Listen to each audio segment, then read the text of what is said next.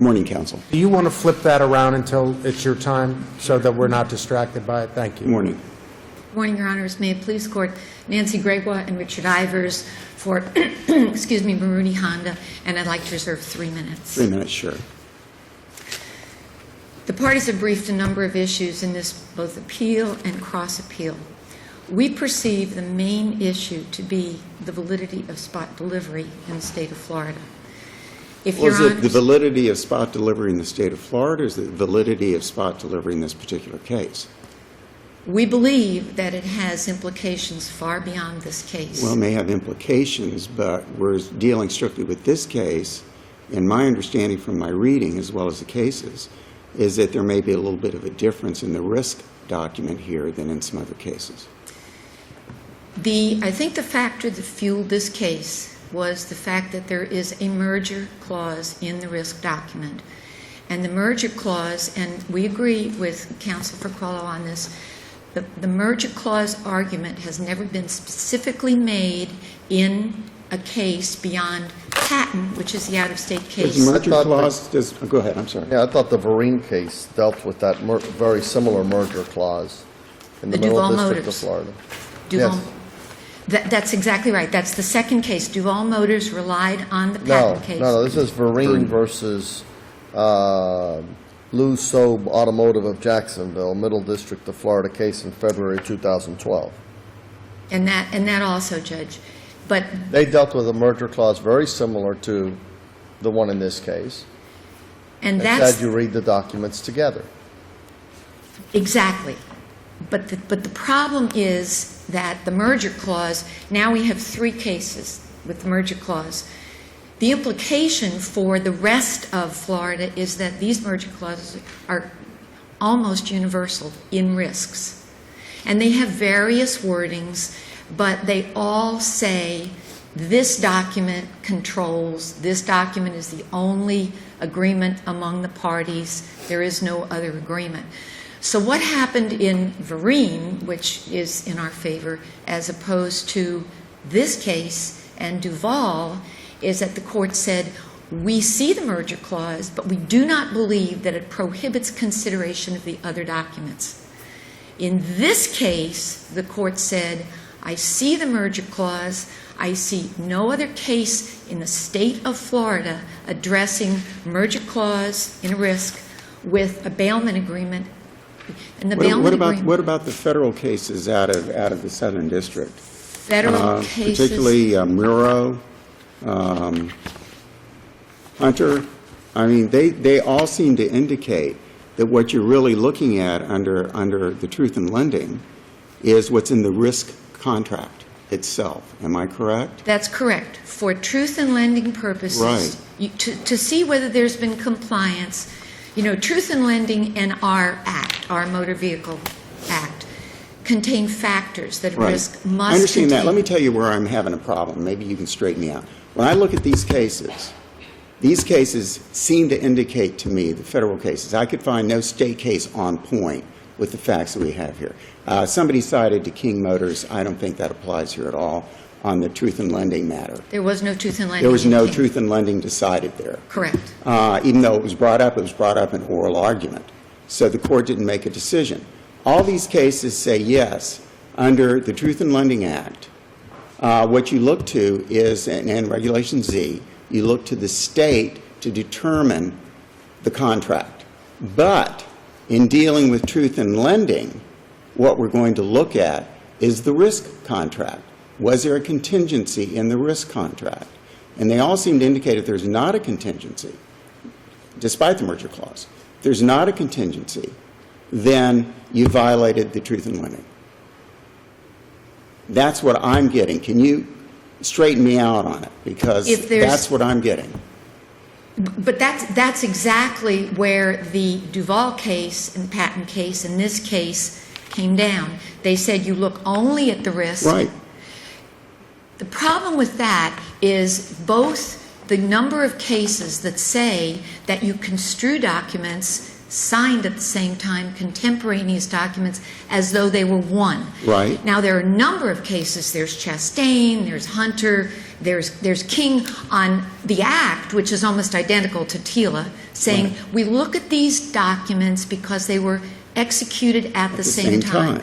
And by the way, our RBO and our bailment refer to each other, Right. and the RBO says that there is a contingency. So what we're talking about is the contingency that is in the risk that requires that there be an acceptance of the financing. Where's Does the the contingent? I'm sorry. Does the RBO or the the bailment agreement refer to the risk document? Yes, the RBO says at the bottom, on a credit transaction, the purchaser's offer is not accepted and the transaction is not, consummated until approved in writing by dealer and by a bank or finance company, and disclosures required by the Federal Consumer Credit Protection Act. That's a reference to the contingency. That's not a reference to the agreement. And purchaser and dealer have signed the installation sales contract. Ah, okay, so there is a specific reference that you're reading from the RBO? From the RBO. RBO. And the bailment also has Very a small print, but but it still has a reference. it has a reference. Now, where's the reference in the risk? Because you said there was a reference to it in the risk. No, not in the RBO. risk. That's the problem in these cases. That is the problem in these cases. I'm in agreement with you. But if one document refers to the other document, the cases that allow the contemporaneous consideration of them say that that's appropriate. I'm having a problem with that. That's where I'm trying to go back to. Because the cases, I understand there are a little bit of a divergence, but when you really line up the federal cases, they all refer to the fact that courts look to state law to determine when a consumer becomes contractually obligated. But how do you characterize a transaction of TILA purposes is a matter of federal law. And when you look at, particularly out of the Southern District, they're saying, fine, you signed all these documents at the same time. The problem is, under federal law, the risk doesn't have that contingency in it. Therefore, he became obligated. It was consummated at the time it was signed. Therefore, you violated TILA. Therefore, you violated the state law. This is where I'm having a problem. So that's what I'm trying to get you. Explain to me where I'm going wrong on this. Well, number one... Because it's quite possible I am. I hope so, Judge. This really isn't a consummation case.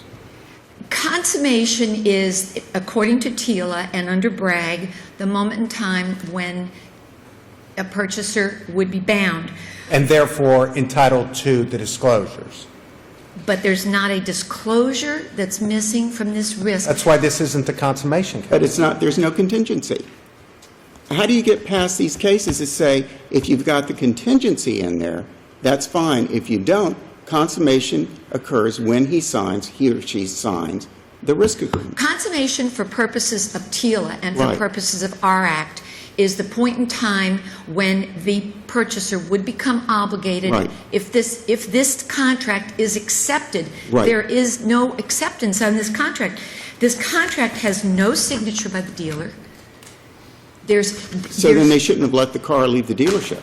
That is the purpose of bailment. That's why No, spot wait a delivery minute. exists. Then all of the contracts weren't signed.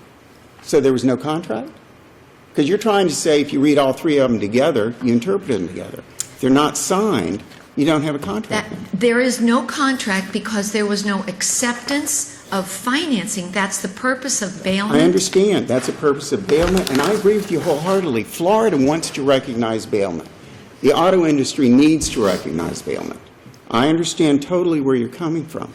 My problem is, when we're dealing in this case with the truth in lending, I'm having a problem getting around these cases. Say, fine, under state law, the three are read together. That's great. But when we're talking about truth in lending, the consummation occurs. He becomes obligated under the credit when he signs the risk agreement. And if, in fact, it's then changed, there's a violation. But there is no missing term under TILA. That's why you have to It distinguish. doesn't have to be you are missing a term. There's no contingency in here like you have in the bailment and you have in the other document. That's where I'm having a problem. TILA doesn't prohibit a contingency. It does That's not what at the all, absolutely. That's what the federal cases say. The Right. federal cases are very specific, and so is TILA, and so is our act. But doesn't it saying- have to be in the risk agreement, the contingency? No, it does Then not. how do you get around these cases? The- How do you get mean around the- these federal cases? Which federal cases? Let's see here. Because Chastain and Hunter accept that TILA does not prohibit a contingency. Absolutely, they all do. Muro said it's got to be in the risk. A complete analysis was done under Hunter. It's got to be in the risk. Complete it- analysis was done under, in the circuit court under Bragg. I know that one of the briefs said we shouldn't follow Bragg, but under Bragg, and it's the same thing. He becomes obligated when he signs the risk agreement. If there is a contingency in the risk agreement, then yes, you've met TILA. But if there is not a contingency under these cases, then you have not met the TILA requirements. There's a violation. That's where I'm having a problem. Because TILA does not prohibit a contingency. TILA has... Wait a minute, let me see if I Or require disclosure of the contingency in the risk. Or require disclosure of the, that's not one of the Reg Z disclosures that's That is required under not. TILA. That is absolutely not. That's what I'm trying to explain. TILA has 12 or 13 specific essential provisions. They're simply arguing that those were illusory because there was this contingency out there. That's exactly That right. essentially That's exactly right. rendered meaningless those disclosures because the contingency was never fulfilled. But that is not a TILA requirement. That's what the other cases... Well, then how do we get around these? So then we should ignore these cases, is what you're saying? No, none of those cases, no, not ignore them, Judge. Okay. Those cases are specific on their facts. Right. Those cases, particularly Chastain and Hunter, Right. which are my cases, Yeah, I know. happen to have it in the risk. Mm-hmm. Most risks don't have it. Jackson, that was before this Right, court. right. Osborne, that was before the... Most risks do not have that language. And Remember, what we don't have here is, we don't have a second risk document. we don't have a this... Like in Bragg, where there were at least 3, I guess, risk documents This is that a were woman who executed. walked in, signed the risk, never paid a penny, never suffered any monetary And the car was taken damages, back when she wouldn't bring it back. wouldn't bring it back, and had it. I mean, this is the purest case that you could possibly get on whether spot delivery, and remember, we're talking about spot delivery. know, yeah. We are talking about what TILA requires that is in the risk. There has never been an argument made in this case that any TILA requirement is missing from our risk. I understand that. The argument in this case is that you can't have a separate document that makes those contingent. But remember, they're contingent 2 ways. This woman is saying, if a bank accepts these terms, we got a deal. That satisfies TILA. If a bank doesn't accept these terms, this is a walkaway, and that is what happened in this case. That's a not what walkaway. happened, but Hunter's language says something a little bit different. Because in Hunter, they distinguish the cases, and then they say, here, defendant specifically stated in the risk that the consummation of the contract was conditioned upon third-party financing. Specifically including such a disclaimer is critical and fundamentally changes the point when consummation occurs from the moment the customer signs the risk to the point where, et cetera. So, I mean, that's where I'm having a problem. How do we get around this? Your risk document doesn't have the contingency in it. Because TILA doesn't require it, and our Act doesn't require it. So I then you go understand back. that, but what am I supposed to do with these cases? Then you go, well, those cases were fact-specific, Your Honor. In our case, this is the reason that the trial court went off track, we believe. Okay. Because in our case, the risk doesn't have the contingency, but we have 3 documents to be construed So together. you're saying, okay, so you're saying that we look at the 3 documents put together, there's an integration clause in the other 2 documents. Correct. So when you read them all together, you have a contingency in the other 2 documents, therefore, there's no violation of Correct. TILA. And whether it's a condition subsequent or a condition precedent to the effectiveness, to the enforceability of the risk, doesn't matter, but it is a condition, and it is read into this penumbra of documents. Your argument is because there is the language, even though it's very small, in the risk, talking about integration. Well, it's small for my eyes. Yes, Might not be small. mine too. You can see the glasses. That's right. Okay, integration. Am I correct? You are correct, Your Honor. I'm You are following. correct. So the only twist here, or primarily, is the effect of the merger clause in that agreement.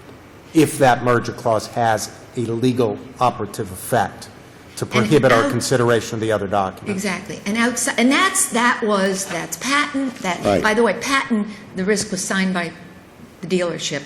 Duval, risk signed by dealership. Here, risk not signed by dealership. How does the fact, and I did note that the dealer didn't sign this, how does it affect, if at all? It doesn't enter because under Florida statutes 520, and now I think that you're going to hear more about that.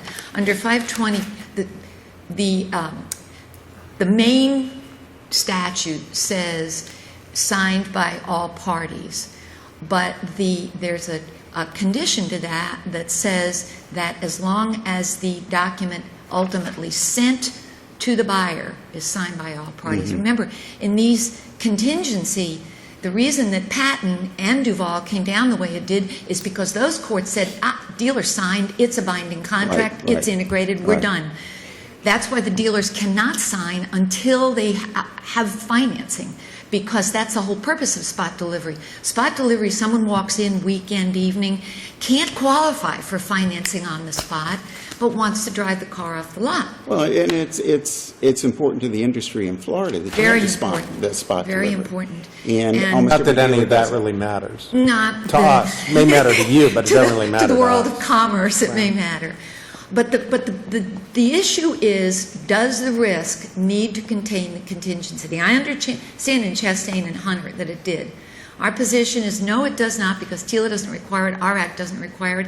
These documents under the contemporaneous document rule must be read together. And remember, these people sign all these documents. So we're not ignoring the federal cases.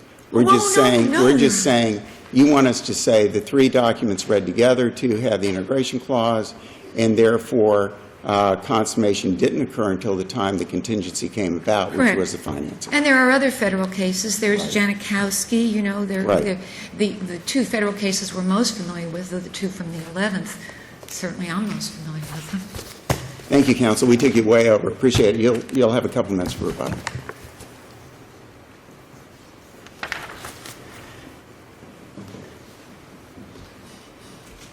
May it please the court. Morning. Good morning. Reference was made to Florida law. This is the Florida law that it governs every single car transaction, and these requirements cannot be waived. There cannot be a conditional sale.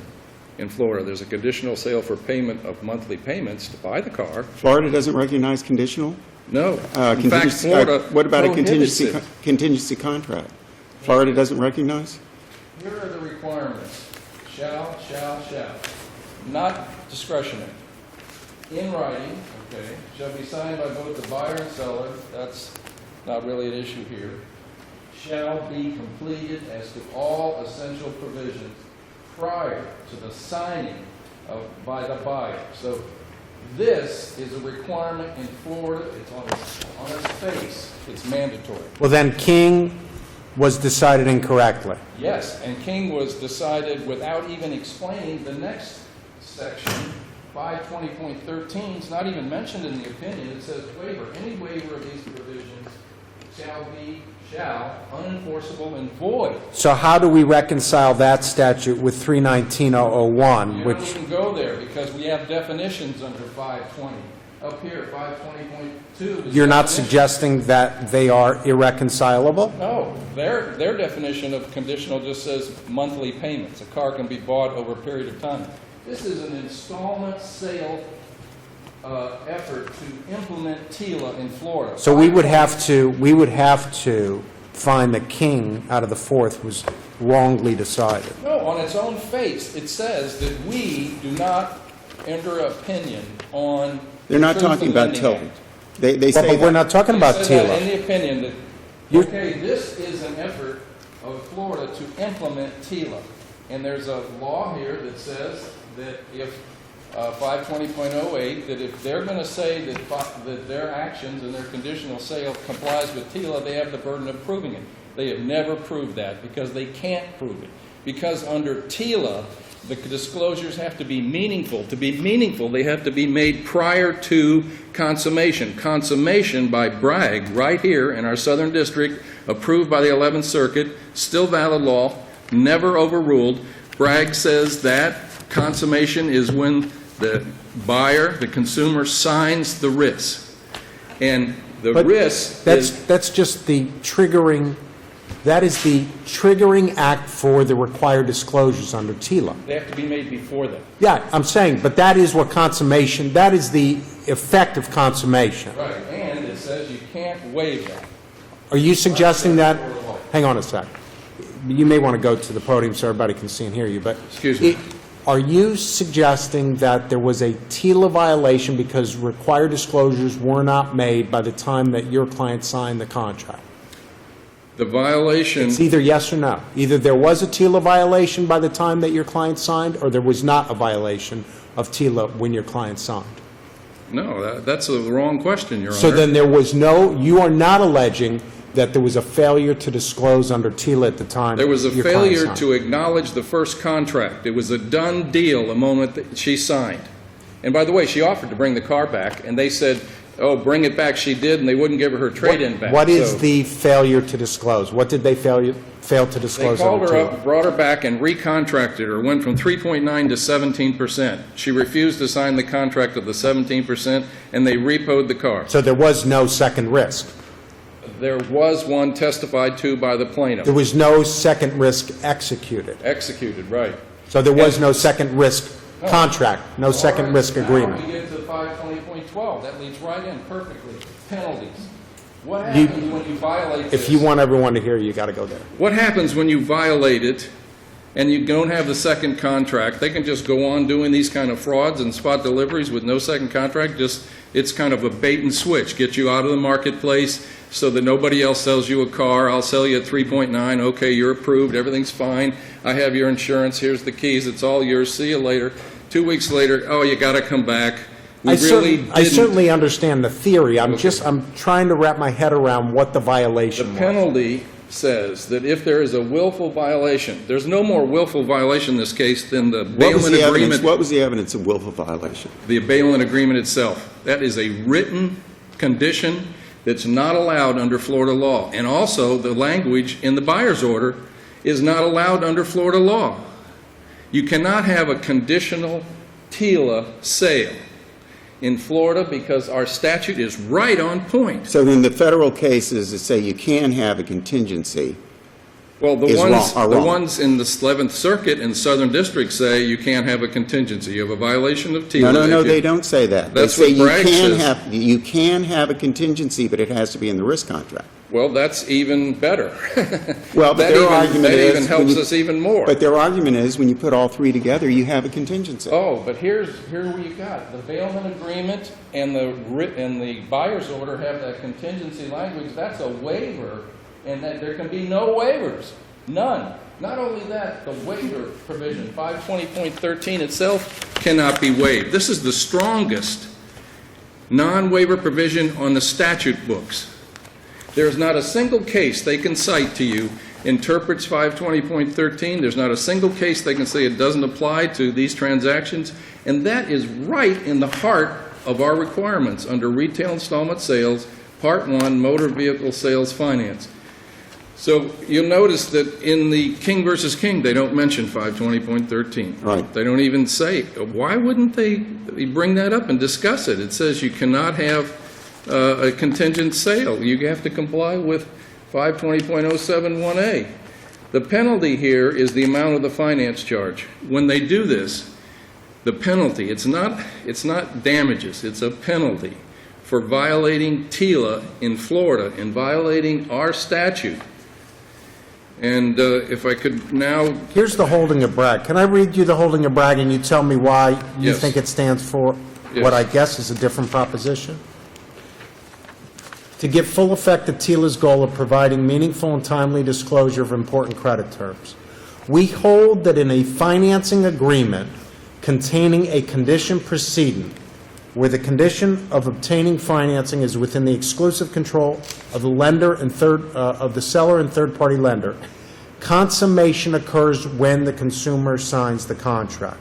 That is the strict holding. Consummation occurs when the consumer signs the contract. It's right at the very end of the document. Right, and that also... So that is a consummation decision. They're determining the triggering point when disclosure is required under TILA. Right. It says these disclosures must be made before credit is extended, a point known as consummation. And it says that a brag contains that the direct court erred in holding that no pertinent credit agreements was...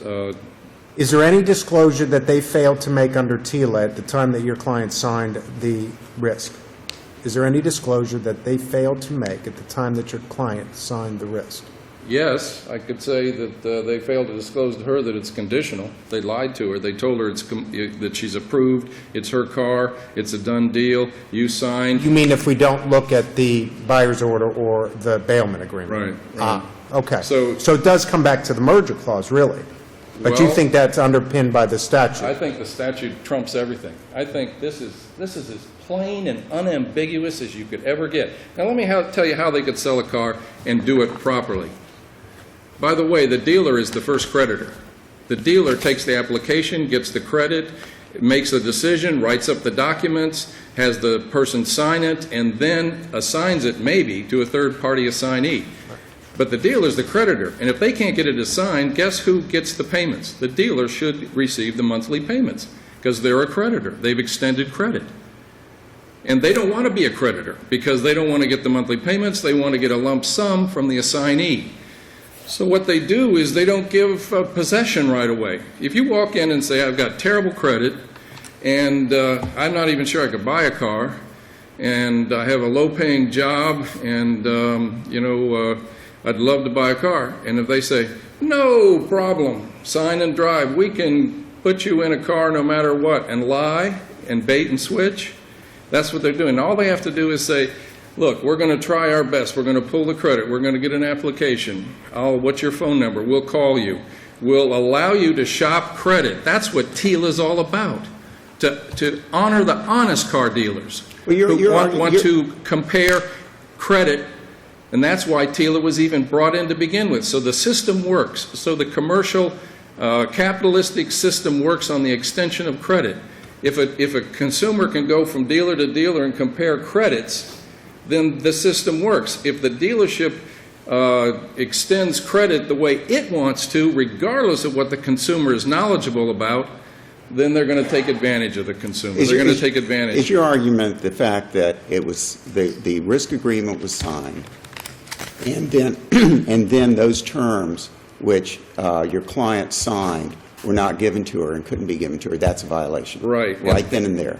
Directly on point, what's happening there, the moment the consumer is asked to sign all three documents, what's happening is that she's signing the risk, obligating herself, and having those disclosures, and then at the very same time she's signing documents that say that all those disclosures are meaningless and they don't govern this transaction. What about if in great big letters it said across the risk agreement, this is a contingency agreement until we get such and such, but you're allowed to take the car? TILA doesn't allow you to do that. Okay, so the federal cases... Preempt. Did you say that TILA does not allow a contingent sales agreement for a motor vehicle? Or the state of Florida doesn't. The state of Florida in this statute implementing TILA does not allow... Because the cases allow contingency.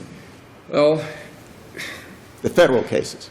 No one's there. You can't cite me any cases about 520.13 non-waiver. You can't cite me a single case. It's just like it doesn't exist. That's true, but the federal cases that have applied Florida law have recognized that Florida law permits conditional sales contracts of motor vehicles. But you acknowledge that they have said that, and that there are in fact some of the state cases are just plain wrongly decided. We've been at this issue for a long time. I'm not trying to complicate car transactions. I'm just trying to represent a consumer who should get a fair shake. If they get you to sign an agreement and they've made the disclosures, shall be completed as to all essential provisions prior to the signing. If they've done that, then that's a done deal. The consumer is bound.